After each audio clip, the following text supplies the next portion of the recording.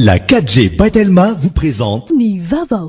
Décortiqueuse, motoculteur, scia chaîne, groupe électrogène, motopompe, Batimax, Nicaltao en vide mirary. Vous présente Nivavo. Le rire est un super pouvoir. Voilà ce que la vache qui rit défend depuis 100 ans. La vache qui rit manultra anao Nivavo. La vache qui rit, parce que c'est meilleur de rire.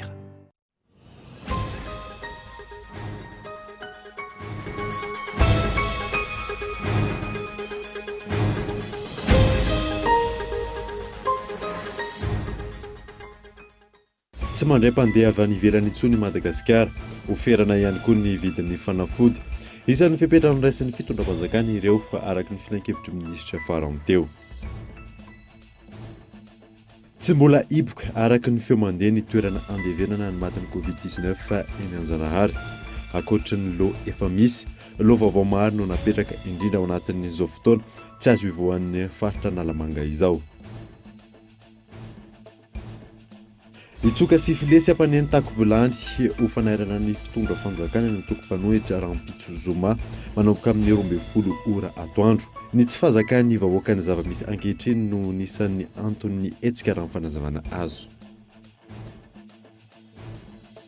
Natomboka atao amin'ny distrika Nambohitra Atrimo ny fizarana fanampiana ho an'ny fianakaviana marefo vokatry ny Covid-19. Vola mitetina 5 alina ariary isam-bolana no azo mandritry ny enim-bolana fa tsy ny banky iraisam-pirenena iarahan'ny fitondram-panjakana malagasy sy ny FID manatanteraka.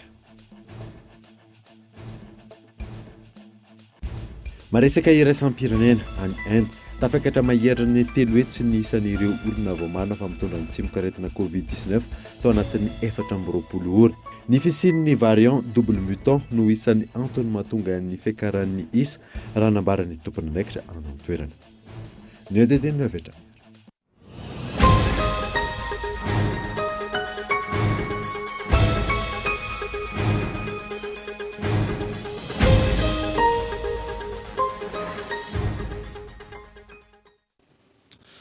Salantra tompoko lasy sy tompoko vavy fotoana vaovao eto amin'ny Kultivika manasanao ary anaraka izany hatramin'ny farany. Nanomboantsika ny vaovao tsy mandray mpandeha avy any ivelany intsony Madagasikara, oferana ihany koa ny vidin'ny fanafody. Ireo no isan'ny fipetrany raisin'ny fitondram-panjakana araka ny filan-kevitry minisitra farany teo miantarandrianaivo. Fepetra maro no noraisin'ny fitondram-panjakana ho fanamafisana ny ady amin'ny Covid-19 araka ny tatry ny filan-kevitry ny minisitra omaly. Isan'ny songadina tamin'izany ny tsy fandraisan'ny Madagasikara mpandeha avy any ivelany intsony na avy aiza na avy aiza. Omena lalana hatrany kosa ny fandehanan'ireo teratany vahiny hamonjy ny tanin'ny aviny. Ankoatra izay, araka ny efa naverina matetika teto amin'ny fahitalavitra Cool TV mba ialana amin'ny fiakarana tafahoatra ny vidim-panafody.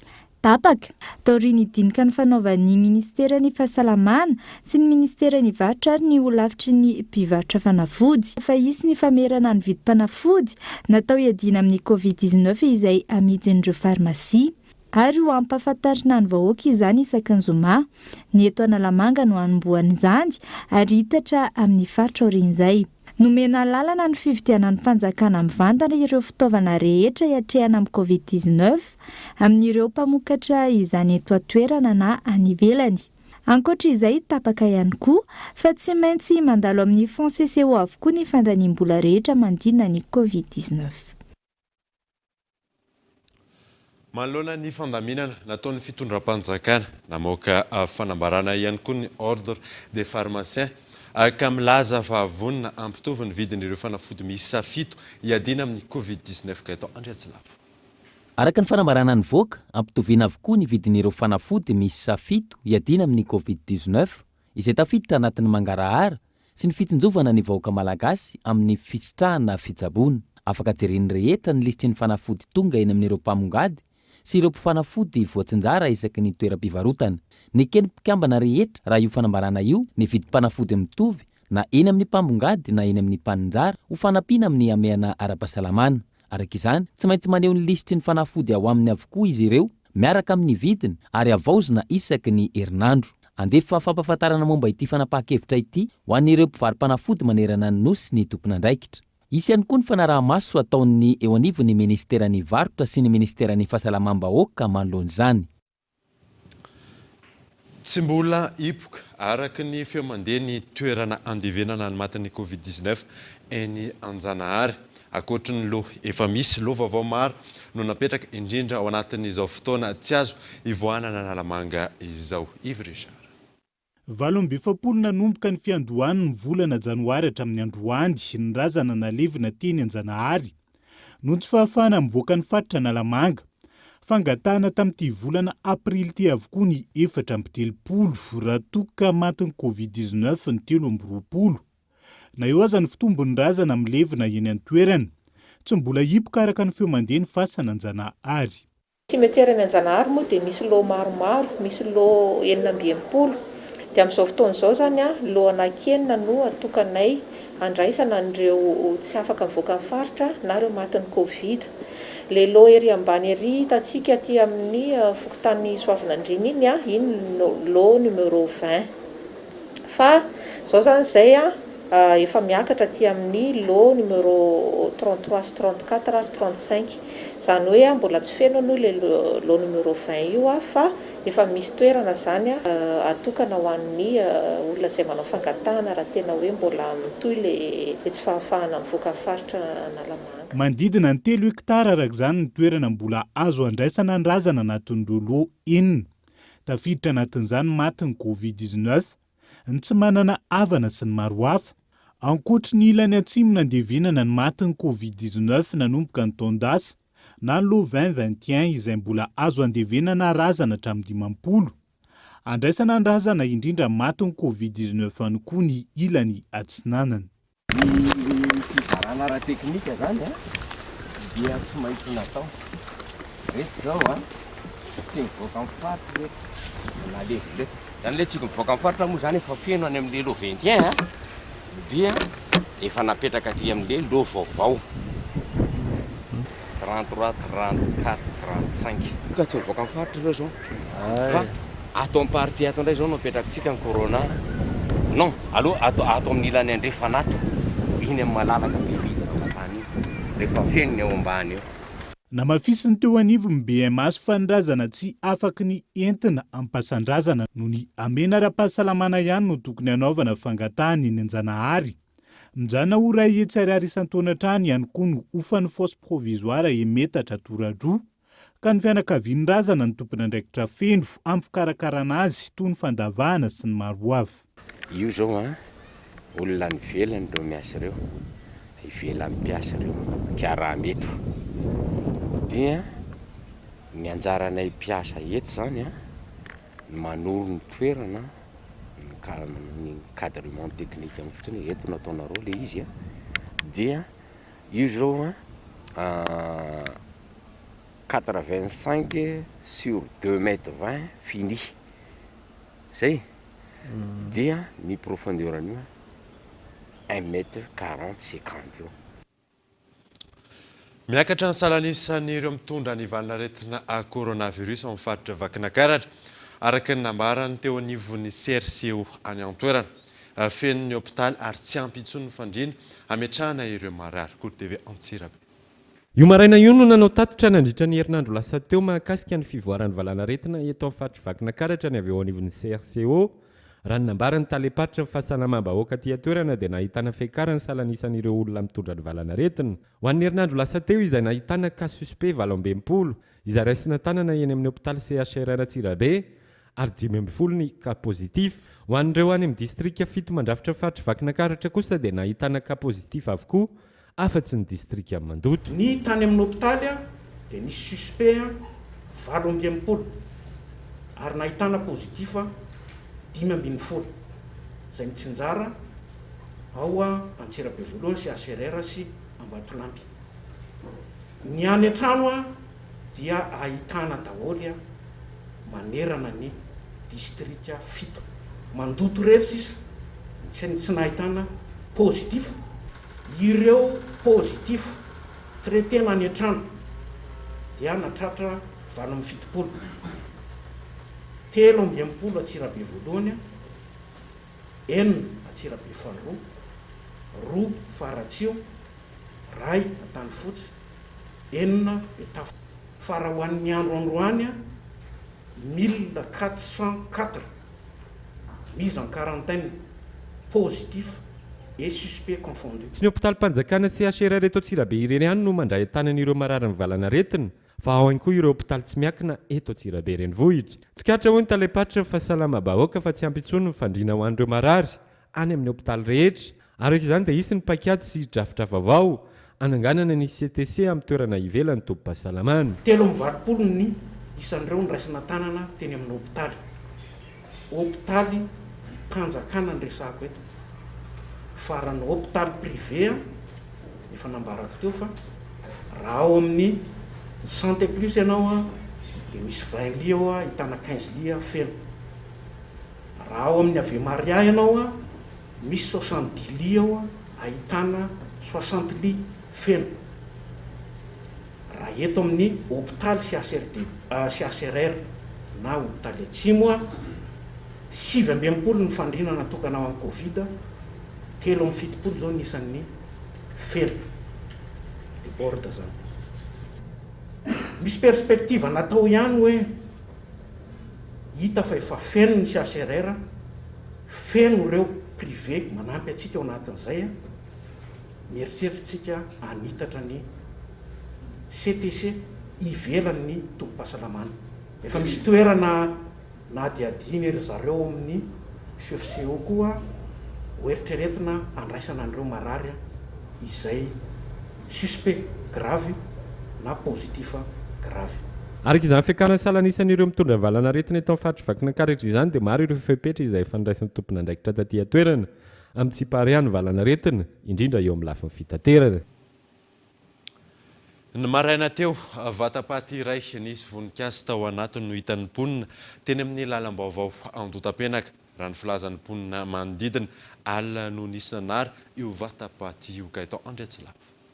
Samba ny teto no nisy tranga nanaitra ny be sy ny maro ka tsy nisy fitangoronana. Antony, vatapaty iray no nisy nanary teto amin'ny tamboho manamorona ny lalam-baovao Andotapenaka ity. Raha ny fanadidina natao, omaly alina no nisy nanary teto ity vatapaty ity. Voninkazo no hita tao anatiny.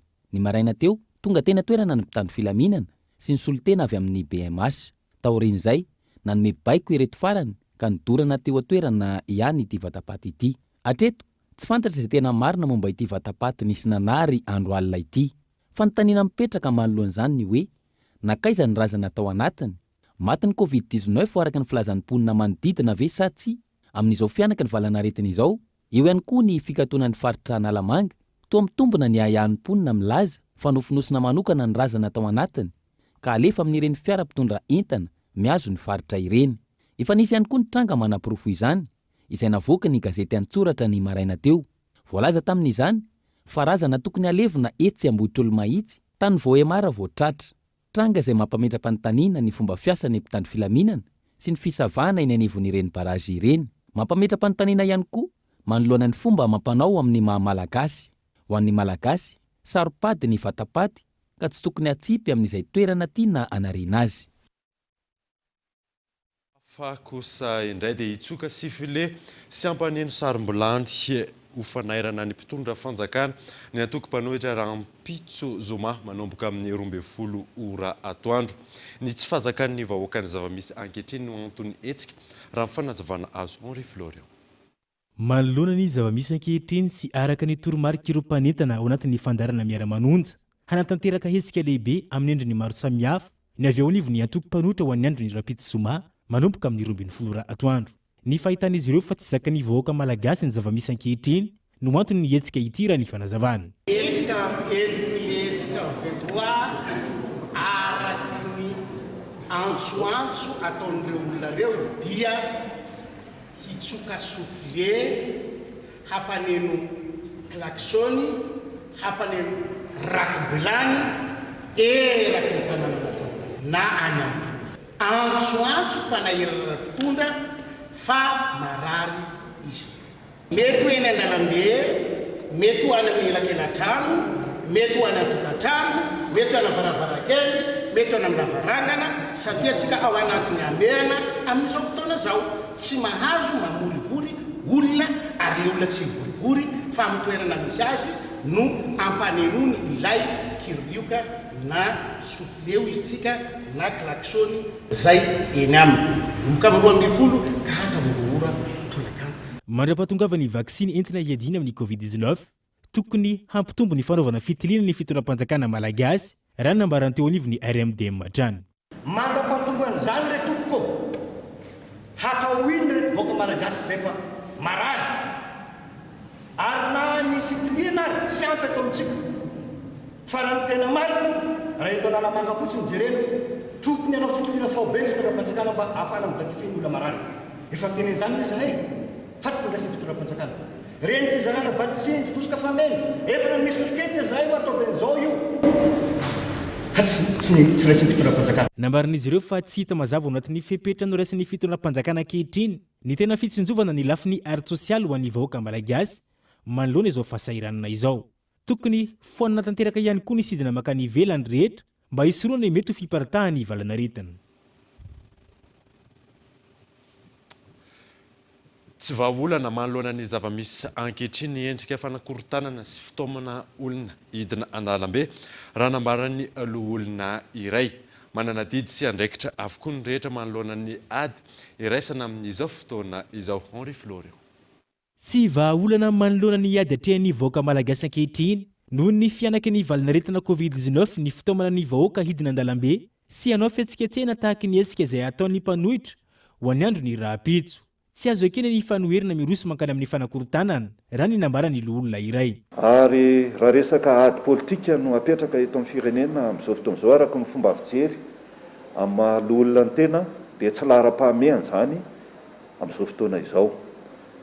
Fa raha manana hevitra hafa ny mpanohitra, manana fomba fijery hafa amin'ny fomba fitantanana amin'ny firenena ny mpanohitra dia tokony ho any amin'ny fanentanana ny vahoaka ary mifitondrano zareo ny anjara birikiny ao anatin'izany ady iraisana amin'ity covid-19 ity izany. Mbola tsy naheno hatramin'izao ny aty amin'ny seha-pitantanana eto amin'ny fitondrana hoe nisy hetsika ataon'ny mpanohitra mandeha manentana ny vahoaka ary mitondra ny anjara birikiny aminatin'ny fanampiana ara-tsosialy. Ka ny anay zany arak'izay fomba fijerina izay dia tokony hiopana any amin'izany fitsonjovana ny vahoaka izany nisy ny adevitra eto amin'ny firenena amin'izao fotoana izao fa tsy sanatriany vava anakorotana ny saim-bahoaka ho tonga any amin'ny fidinana an-dalambe ary ny fanonganam-panjakana. Mitaky fifanomezan-tanana amin'ny hery velona rehetra ny ady atao manoloana ny fianaky ny valina retina covid-19 izay mamotika ny firenena ankehitriny raha ny fanazavany hatrany. Iverenantsika ny tontolon'ny fahasalamana. Efa ampiarina tanteraka ny plateforme nationale de gestion médicale covid-19 izay tarihany miaramila mpitsabo ifitoerana manorana toeram-pitsaboana afaka mbola mandray ny marary ny covid-19 ary manao ihany koa fanaramaso ny larana Evison. Efa amperinasa ny PNGM na ny plateforme nationale de gestion médicale covid-19 izay tarihany miaramila mpitsabo ifitoerana izay manoro ireo toeram-pitsaboana mbola afaka mandray raha sanatria aka misy ny fahasarotana. Mifandray isan'andro ary miara-miasa akaiky amin'ireo toeram-pitsaboana mandray ny covid-19 indrindra ny CTC-19 io ifitoerana io. Mitoy ny fandraisana ny antso amin'ny alalan'ny laharana 427, ny fandrindrana ny fidina ny BIS eny an-tokantrano ary ny fanaterana ireo marary eny amin'ny hopitaly izay miankina amin'ny fahalalahany ny fiara mitatitra ny marary. Manaramaso amin'ny ankapobeny ny fitsaboana ireo marary any an-trano sy any amin'ny hopitaly ihany koa ny PNGM. Akoatran'izay anatin'ny plateforme io dia misy lesero de coordination izay mamantatra ny fandriana misy eto amin'ny faritra Analamanga aloha zany am-piandohana izay misy ahafana mitondra andreo marary ireo. Io fandriana io dia azo zaky ny adiny iray ary ajour tsara zany ny plateforme amin'izay avy amin'ny lesero de coordination. Ny asa hafa koa ataon'ny plateforme dia manao an'ilay approche syndromique. Le approche syndromique arahana amin'ny ministère ny fahasalamana sy miaraka amin'ireo BMM4 zany izay mifanafody an'ireo mpiarabelona amintsika eny atokantrano eny izay nahitana ny PCR positif sy ireo izay en contact amin'ireo PCR positif ireo. Ny ankoatran'izay koa zany dia vao miara-miasa amin'ny ministère ny fahasalamana koa zany zao ny plateforme manao digitalisation an'izay approche syndromique zay, zany hoe ahafahana manana ny données rehetrarehetra amin'ireo olona avy hatrany dia manao ny fihinanana fanafody na traitement ny covid-19. raha ny ango-baovao androany lavon'ny covid-19 ny dokotera miaramila médecin commandant Arabe Christian izay tompona andraikitra voalohany ao amin'ny CTC 19 Antsiranana izay miady amin'ny covid-19. Ny atony tsena isan-kerinandro tetsy Mahamasina tamin'ity androany ity entina mampienina ny fiparitany valinaretina covid-19 na piakapeo kosa nefa ireo mpivarotra amin'ny épicerie kely teny an-toerana manohitra ny tsy fahafahan'izy ireo mivarotra. Michel Arana Arzona. Araka ny fanambarana ireo tompony andraiki-panjakana sy namafisina tamin'ny alalan'ny filan-kevitry ny minisitra, miato avokoa ny tsena isan-kerinandro entina misoroka ny fiparian'ny valanaretina covid-19. Miato araka izany ny teto Mahamasina androany alakamisy.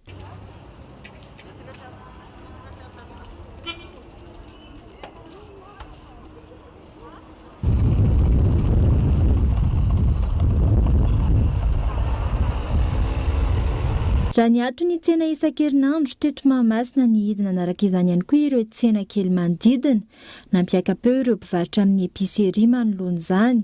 Tenen'ny président Iandro Rajoelina zao hoe PPN afaka mivarotra. Efa tonga ny épicerie, efa tonga normaly efa tamin'ny telo zareo efa afaka miteny hoe tsy afaka mivarotra na ny épicerie na rehetrarehetra. Dia inona izany no an'ilay vahoaka efa nirapitra zomatsy rapitra voavarotra dia zapotsy lahatiko ny piment. Aiza izany izay. Efa ny zao misy mivarotra eo akaiky ny polisy io. Manera tonga dia hidina miaraka aminay. Sa hoe rehefa manam-bola be ohatry ireny dia tsy mateny ny polisy mitariny. Épicerie izay. Efa nefa tenen'ny Andro Rajoelina hoe ny épicerie afaka misokatra. Tonga nefa mamaly tamin'ny telo miteny zareo tsy afaka misokatra na épicerie. Pina tsy misy. Nefa izay hidina tsy hivarotra. Farafaratsy mba meny Andro Rajoelina izay na alakamisy ary tapakandro mivarotra andavanandro dia mody amin'ny 12 mba hitetavana sakafo hohanina. Faparivony andro hoe izay ary dia tsinana. Nohaniny androany dia tavin'androany. Tsy manana karana izay nda mahita ary 10 izany efa tsy ampianay parivony andro. Izay zao izay dia tsy mivarotra androany dia rapitra izany dia inona no hohaniny rapitra. Ohatr'izao ny ataonay aty. Izany ny tenen'ny président Rajoelina mivoha ny épicerie.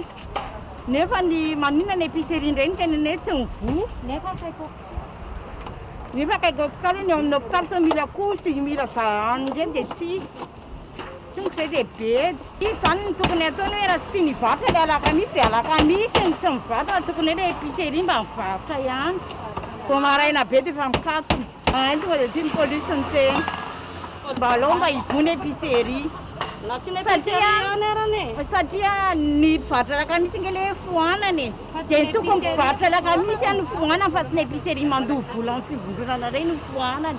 Izay ny mandoha vola amin'ny fivondronana amin'itony 3 alina isam-bolana. Raha toka ny fampihenana ny fiparian'ny valinaretina ny antony nandraisan'ireo tompona andraikitra ny fanafoanana ny tsena isan-kerinandro. Saika mifanohitra amin'izay ny hita teny amin'ireo toerana vitsivitsy teto an-drenivohitra, mitangorona tahaka ny tsy misy aretina hiadiana ny olona.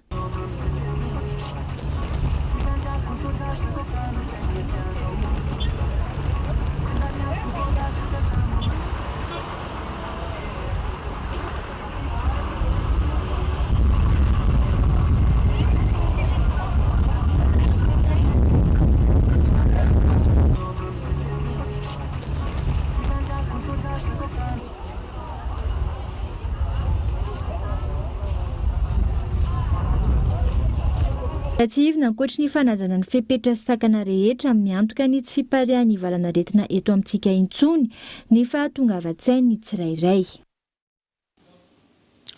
Androany miampy folo indray ny olona matin'ny covid-19 770 ny tranga vaovao ka teto amin'ny faritra Analamanga ny maro anisa amin'ny izany ilarana efizao.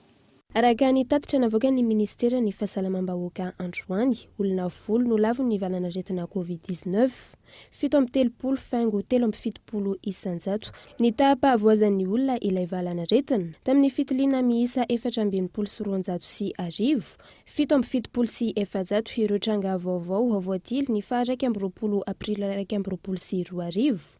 Faritra 13 no nahitana ireo tranga vaovao ireo izay mitsinjarato izao. 570 teto amin'ny faritra Analamanga, Bonglava 430, Alaotramangoro 720, Sofia 720, Antsimo Andrefana 420, Itasy 20, Antsimo Antsinanana 8, Diana 7, Iorombe 7 telo avy tao Menabe sy Anosy, 2 avy tao Antsinanana sy Amoronmanihy, ankilany 473 ireo maratra ahitana fahasarotana. Raha ny tatitra hatrany miisa 270 ireo sitrana soamatsara. Manoloana ny fiparitany valinaretina coronavirus nitondra ny anjara birikiny entina anampiana ireo mpiasan'ny fahasalamana ny orinasa Star. Nanolotra rano miisa rahety sy tavoahangy ho an'ny fanjakana malagasy tamin'ny alalan'ny ministeran'ny fahasalamam-bahoaka ny Star. Michel Arnardzon. Manao ny antsy ho zavatra ny mpiasan'ny fahasalamana isan-tsokajiny manoloana ny fiparian'ny valinaretina COVID-19 amin'ny fitsaboana ireo marary. Antony nanosika ny orinasa Star amin'ny fanampiana sy ny fanohanana azy ireo. Nanolotra rano miisa rahety sy tavoahangy ho an'ny fanjakana malagasy tamin'ny alalan'ny ministeran'ny fahasalamam-bahoaka ny Star. Ao anatin'izay fifanomezan-tanana manoloana ny ady mavesatra amin'ity valanaretina ity ho an'ny mezan'ny Star rahety sy tavoahangy na rano fisotro kristalina ho an'ireo mpiasan'ny fahasalamana rehetra manerana ny nosy. Izao fanampiana izao dia toin'ireo efa ny fanomezan-tanana araka tamin'ny fanjakana malagasy nanomboka tamin'ny fetim-boan'ny valanaretina ity tamin'ny taona lasa ary mbola hisy ihany koa fiarahamiasa ho avy ahafahana zany mbola manampy hatrany ireo izay tena mila izany isan'andro ao anatin'ity ady mavesatra izay mbola ataontsika ity. Natolotra ny solotenan'ny ministeran'ny fahasalamam-bahoaka ny alatsinainy 10 aprily lasa teo ny andiany voalohany tamin'ireo rano izay miisa 2 alina tavoahangy avy hatrany dia notsinjaraina ho an'ireo mpiasan'ny fahasalamana miasa eny amin'ireo hopitaly, CTC sy hôtel médicalisé ireo rano ireo.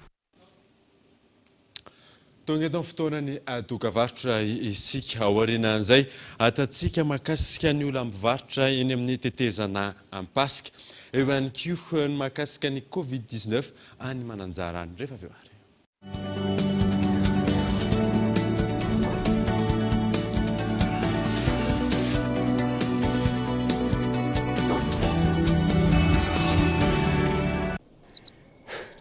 Hitako ny lalana hoe akaiky io courage là to sy verna efa aloha hoe ben lavitra loatra efa maizina ny andro aoalisy ben tragno mazava misy jiro aty akoho daholo angalasa izy reo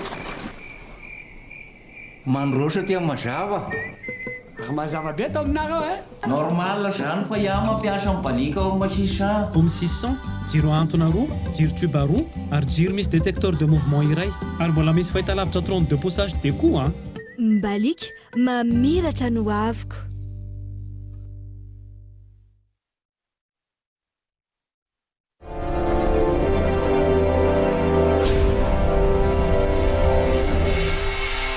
Pour vos travaux à risque, éliminez le danger. Équipez-vous de la tête aux pieds avec la gamme de protection individuelle Secure Plus. Respectant les normes de sécurité de la personne et adaptée aux besoins du quotidien. Disponible chez Batimax.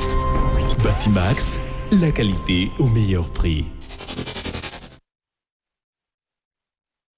Il existe un super pouvoir que nous avons tous. C'est le rire. Le rire nous aide au quotidien. Le rire nous donne la force de combattre l'adversité. On est tous égaux grâce au rire. Le rire nous permet de voir le monde différemment. Alors oui, le rire est un super pouvoir. Voilà ce que la vache qui rit défend depuis 100 ans.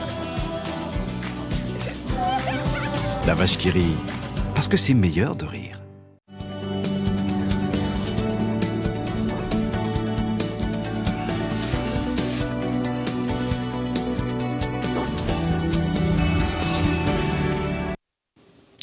Miveneto amin'ny fampalalambavao isika. Nanatotosa fetsiketsehana ireo mpivarotra teo amin'ny tetezana ampasika tamin'ity androany ity tsy manaiky ny fisakanana azy ireo hivarotra eny amin'ny toerana iny. Namafisy ny ben'ny tanàna nefa fa tsy ara-dalàna ny fivarotana eny fa mitera-doza maro miantarandriana evo. Tamin'ny 7 ora maraina teo, nidina an-dalambe nitondra sora-baventy ireo mpivarotra 10 maro teto amin'ny tetezana ampasika Antony ny alina no esorony tompona andraikitra ny tsena mifanakaiky amin'ny tetezana takiny mpivarotra manoloana io ny hanomezana tsena azy ireo. Ny tsenanay amin'ny siviana zareo mirosaka eto amin'ny tetezana ity mamotika an'ilay tsena miaraka manam-pahefana be da be. Nefa zay efa infanindimy sa fanroapolo ny akatany amin'ny commune miteny ame vaolana zay amin'ny tsenanay tsy omena vaolana avoaka hatram'izao. Vaolana nasanay tsena ivarotanay veloma zanakay hatram'izao tsy mavita manino zay hatram'izao tsy misy tsena. Mandeha fotsiny amin'izao mandeha tike mandeha iny. Misy ny zavatra hoe mifampitenenana fa tsisy vahaolana zany hoe ny anazy zany miala fotsiny fa tsisy vahaolana aiza le tsena dia ny famaliny zareo zany raha famaliny zareo zany raha nitako sy fandrenesako an'izy dia zao famaliny zareo zany dia zao famaliny mpivarotra sy migeny tanàna zany dia zao mpivarotra mitako hoe ameo tsena zay dia miala eo mera tsy manaiky fa manala ihany ny fatany fa bediny fanjakana any atapony any izy ary ny tena indrindrindrindra fa za tsy misakana an'le hoe tsy mety le izy na mety le izy fa zao zao ane anara-pahasalamana mahazo amin'ny vahoaka eran'izao tontolo zao ange fa tsy hoe eto amintsika eto Madagasikara ihany dia tokony mba hitsinjo ny atao hoe raha aman-dreny zany mitsinjo an'ireo olon'ireo hoe ahoana ny velomandreo. Efa nisy ny fampilazana maro nambarany ben'ny tanàna sy ny tompona ndraiky mpanjakana momba ny fanesorana ireto mpivarotra ireto. Mety hitera-doza ny fivarotana eo raha ny fanazavana. Talatalana lehilahy mpiazo manakina ny tetezam-panjakana dia manimba le tetezam-panjakana. Manaraka izany dia manana hotera be io le azo efa bobo dia mety enjera io azo ary efa nahafahatolona teo misy vavolombelona zany nampiteraka accident zany io installation informel io vidy entana dia terikely le lalana dia milatsaka ry anaty arabe ny lalan'ny olona dia mampiteraka accident be dia be ny olona no mitaray hita fa tsy mety. Ary rehefa jerena ireny atao hoe prescription d'urbanisme hoe manahoana moa io toerana io dia io zany any anatin'ny amin'ny priziny tetezana io rehefa any anatin'ny amin'ny priziny tetezana io tsy tokony anorenana na inona na inona. Androany anisy ny fanatonana tamin'ny rotonta misy raha ny fanazavana ny toerana vonjimaika amindrana azy ireo. Io amin'ny ilany atsimoa efa nengaviana tamin'ny apipa mba hifondrano zareo vonjimaika aloha mandra-pahatonga zay tokony ho ara-dalàna eo zany efa mba nekendry zareo efa natondro azy raha misy mahantra tsy afaka manao an'le treto ivarotana efa nahavita treto eo tokony mena azy mba hipetrahana efa nantefasana ifasika empolobony le toerana ny fifondrany rehefa manaiky izy atolotra azy io ny toerana raha hipetraky nareo fa mpivarotra koa tsy tambatambazana zafady mirariny dia mihitsiny ohatra zao raha zaiko anareo miala vany le olona dia ty sisy tetezana fandehanany vahoaka ty dia tsy mahita atao dia eto anao amokona varotra dia mety ve zany amintsika misaina sy mandinika sy mieritreritra dia misy ny accident sy ny etsetra dia mandeha vavan'le olona rehetrarehetra ny olokely rehetra aloha mamporo fotso very zareo mpitondry tsy mahay mantanona mitony ve zareo mpitondry dia mandeha indray sorona indray le olona tsy ara-dalàna dia mandeha indray vavany sasany dia iza le atao re madinika ireo fa honon'ireo. Ray volana ny feim-potoana ahafahany mpivarotra mivarotra eo amin'ny toerana mindrana vonjimaika azy ireo ny eo anivon'ny komina Ankilany no mijery ny tsena raikitra omena ireto mpivarotra ireto aorian'izay. Ny makasika ny toerana sy ny andraikitra sahana manoloana ny ady atao amin'ny valinaretina Covid-19 izay indray ny fanadidina izay nitotosaina agence capsule ny arahana tamin'ny Kolo TV FM tamin'ny ity androany ity. Abraham Randriamanana. Aminao, iza ny tokony andray andraikitra amin'ny ady atao amin'ny Covid-19? Io ny fanontaniana napetraky ny agence capsule ny arahana tamin'ny Kolo TV tamin'ny olom-pirenena miisa 700 teto Antananarivo renivohitra 12 taona mihoatra ny fahafito sy ny fahavalon'ny volana aprily lasa teo. Raha ny valin'ny fanadihadiana natao, 720 isanjaton'ireo nanontaniana no nanambara fa ny fanjakana sy ny olon-tsotra ny tokony andray andraikitra amin'ny ady atao amin'ny Covid-19. 10 isanjato no namaly fa ny olon-tsotra irery ihany no tompony andraikitra mikasika ny ady atao amin'ny valanaretina. 4 isanjato tamin'ireo nanontaniana kosa no namaly fa ny fanjakana irery ihany no manana andraikitra amin'izany. Ny fiarah-mientan'ny rehetra amin'ny fandraisana ny andraikitra tandrify azy no antoky ny fahombiazana eo anatrehany ady amin'ny valanaretina Covid-19 raha ny fanazavana. Fitondram-panjakana mpanatanteraka no tena tompona andraikitra voalohany satria izy ireo no mametraka ny lamina sy ny paikady ary io fanapaha-kevitra rehetra zany entina miady amin'ilay valana retina. Ny olom-pirenena manana andraikitra ihany koa indrindrandrindra amin'ilay resako teo hoe amin'ny fanarahana an'ireo lamina apetraka sy amin'ny fanomezana soso-kevitra ihany koa nefa sy ny fanomezana tsikera amin'izay lamina tsy voapetraka, indrindrandrindra eo amin'ny fanentanana sy ny fifanentanana mba hanaraka an'ireo fepetra zany amin'ny fanantanterana n'ilay ady amin'ny Covid-19. Araka izany, ny fanarahan'ny rehetra ny lamina napetraka ny tompona andraikitra, eo ihany koa ny fanajana amin'ny fanatanterahana ireo fepetra ara-pahasalamana no isan'ny paikady voalohany ahafahana misoroka ny fianaka ny valina retina eto amintsika. No mafisina ny fampiarana ireo fepetra ara-pahasalamana ao amin'ny distrikan'ny Mananjary manoloana ny fitombon'ny tranga ny valina retina Covid-19. Olana ny tsy fampin'ny toeram-pidiovana sy ny fanasana tanana hoy ny tompona andraikitra io nasaina.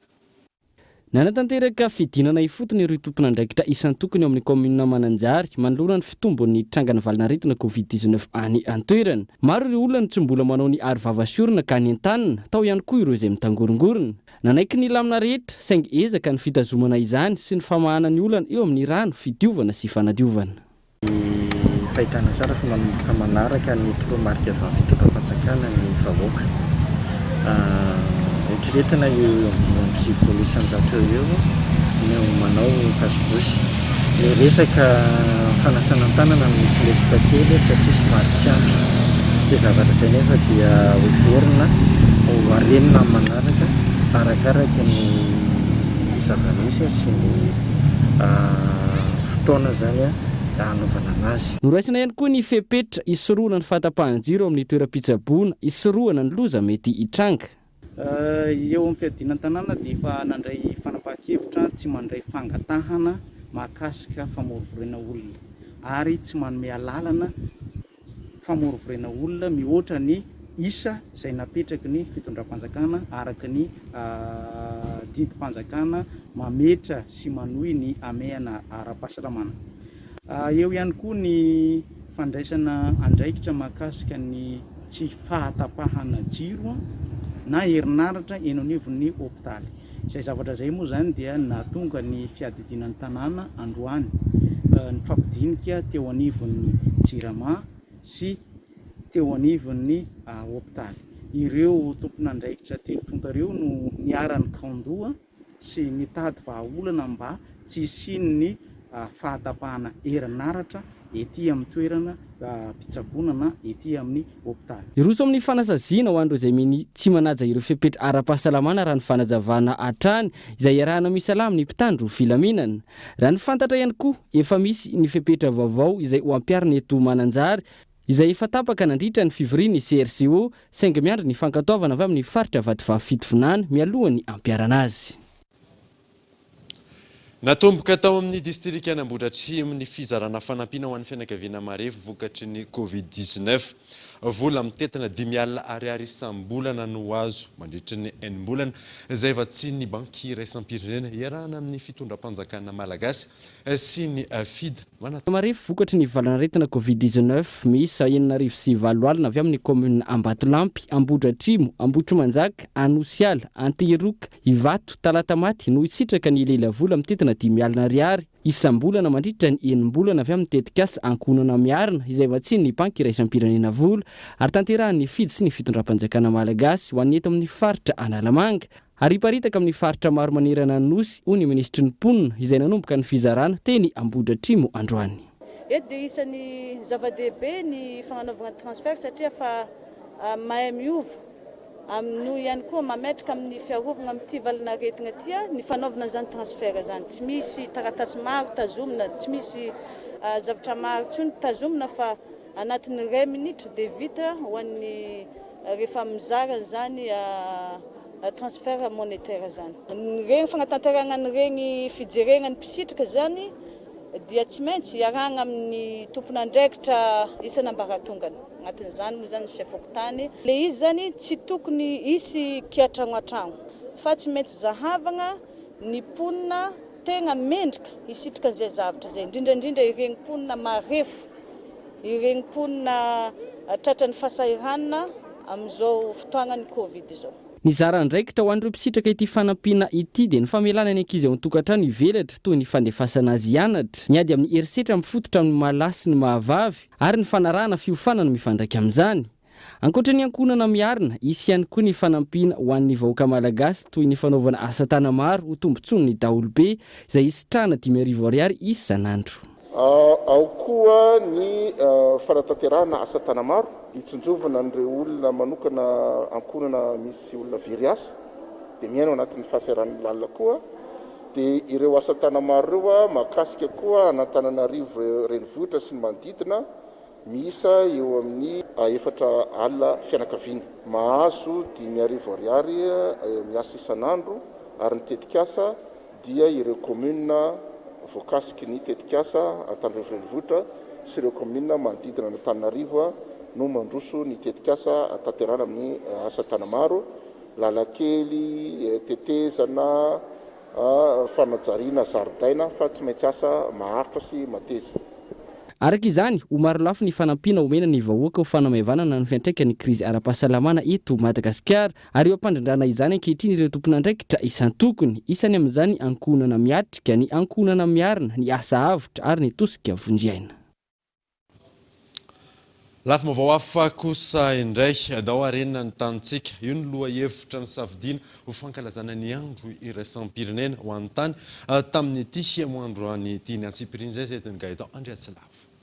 Tao anatin'izay taona vitsy lasa izay, nanova ny tontolo iainana amalin'ny fangatana sakafo, rano madio, hazo, angovo sy ny maro hafa ny fihetsikely zanak'olombelona ka niteraka fahasimbana tsy azo arenina sy voka-dratsy maro. Iara izay fahasimbana izay avokoa ny tany anefa no anisan'ny atao hoe mamelona sy manome ny sakafo ho an'ny olombelona na mandrindra ihany koa ny rano, ny ala, ireo biby isan-karazana, ny rivotra, miantoka ny rivotra izay iainantsika, izany hoe ny tany zany no manome ny aina ho antsika olombelona.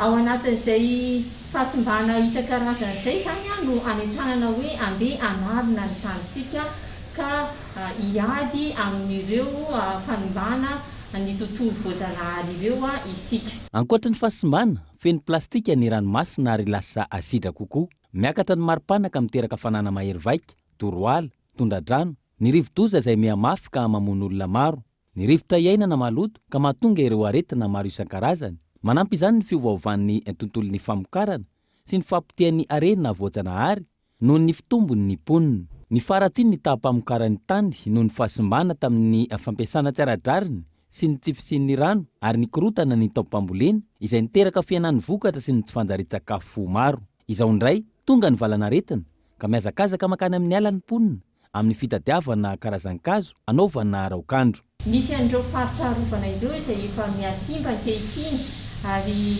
hiaran'ny tsindry sy ny zavatra maro samihafa, indrindra amin'ny fotoanan'ny fisian'ny aretina tahaka izao zany dia vao maika miankina bebe kokoa amin'ny arena voajanahary isika eto Madagasikara.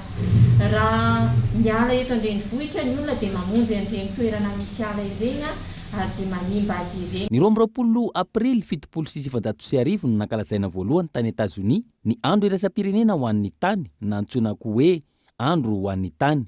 Ny tambazolotra andro ho an'ny tany izay nisokafana ampianarana ny olona manerana izao tontolo izao, ny fiarovana ny tontolo iainana sy hanao hetsika iraisana hatonga saina amin'ny fiakaran'ny maripana maneran'ny tany ary ny fampitehana ny zavaboary noho ireo fandotona vokatry ny fampiasana plastika. Ny taona 1790 noraisy ny firenena mikambana ho andro maneran-tany izy io ka naparitaka nanerana ny tany ny fankalazana azy. Amin'izao fotoana, olona mahery ny 500 tapitisa no mankalaza azy anatin'ny firenena miisa 420 ary isan'izany isika eto Madagasikara. Ndao arenina ny tanitsika, io ny loha hevitra ny safidiana ho an'ny fankalazana amin'ity taona 2024 ity. Efa manomboka jizarizary ny toeram-pivoahana sy fidiovana eny amin'ny ankamaroan'ny sekoly ambaratonga voalohany. Maro ny fiantraikan'izany indrindra amin'ny fanentanana sy ny fampianarana ny mpianatra hanaja ny lafin'ny fidiovana. Yves Richard. Tafiditra anatin'ny teboka ilana ezaka manokana ny fampanarahan-dalàna ny toeram-pivoahana sy fidiovana eny anivon'ny ankamaroan'ny sekoly ambaratonga voalohany. ho an'ny EPP anaty azo roa tamin'ny toeram-pivoahana sy fidiovana sisa no azo na ampiasaina ho an'ny mpianatra manodidina ny 700 nandritra ny taona maro na izany na tsy izany efa jarary mivodravitra azy. Anisan'ny tena hoe toeram-pidiovana tena nila fanamboarana raha ny anay teto, izay ny antony hoe anisan'ny navoafidy anay zany hoe priorisena zany izay tao anatin'ilay izy anaovana an'ilay fanamboarana sy fanavaozana an'ilay trano fidiovana. Tena tsy ampy satria anaky box anankiroa fotsiny ny asa teo aloha fa ankehitriny anaky 7 nisan'ny box afaka miasa zany amin'izao satria tena vita tanteraka daholo izy rehetra. Tafiditra anatin'ny sekoly ny sitraka ny fanavaozana ny toeram-pivoahana sy fidiovana tao anatin'ny tetikasa madio taona. Niarahana tamin'ny mpiara-miombonantoka araka izany eto anaty azo. Ny fanamafisana ny fanintanana ny mpianatra mahakasika ny lafin'ny fahadiovana ho fikolohan'ny fahasalamana ny tanjona anatin'izay. Izy io dia programme indrindra nanampiana ny EPP, ny infrastructure rehetra, izay social na public amin'ny resaka fahasalamana. Tsy tirera nefa nataonay tamin'ny 2020 satria izay nanomboka 2020 dia misy anaky 5 ny EPP, fa ny EPP anaty azo isotra no aninoantsika anazy androany. Anampiana ny ankizy surtout izy io amin'ny resaka fampitahanany hoe ahoana ny fahaizana hygiène scolaire surtout dia ampiana amin'izay koa ny Covid-19. 5 sekoly ambaratonga voalohany efa nisitraka ny fanavaozana tao anatin'ny tetikasa izay arahana amin'ny commune Antananarivo renivohitra ihany koa. Maresaka iraisam-pirenena kosa indray any Inde tafiakatra maherin'ny 3 hetsy ireo olona vao marina fa mitondra ny tsimok'aretina Covid-19 tato anatin'ny 420 ora.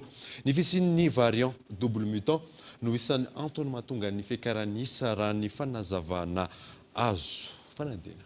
Colmater la fuite au plus vite.